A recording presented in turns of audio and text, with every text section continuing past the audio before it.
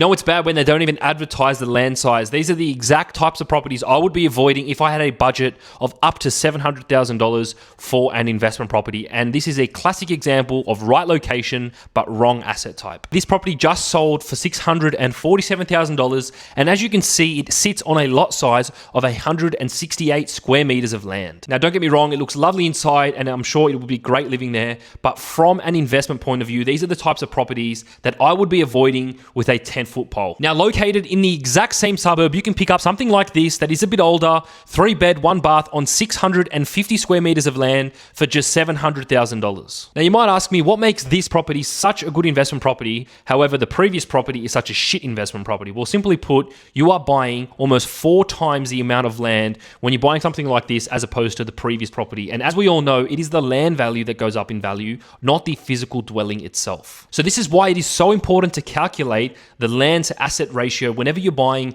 an investment property, because you don't want to overcapitalize on the property itself. Let's take a look at how much you'd need in savings to buy something like this. So assuming you're putting down a smaller deposit, so you're putting down 12%, that's $84,000. Stamp duty in this case is just under $39,000, and the lender's mortgage insurance that's applicable will be added onto the loan. Purchasing costs like legal fees and building and pest inspection, I'm budgeting $3,000 for. So the total amount you'd need is just under $126,000. Moving on to the loan repayments, your loan amount here is just under $627,000. Now that is inclusive of the LMI charge, like I said. Interest rate is 6.41%. That's an interest only rate, and monthly repayments of $3,349. I'm also assuming you're going to be receiving gross monthly rent, assuming $500 a week, of $2,166. So you are quite negatively geared on this property, and you definitely would have to budget to see how much out of pocket you'd be per month. What kind of income would you need to be able to service a loan like this? Well, assuming you have a $40,000 HEX debt, and we're applying the minimum living expenses here,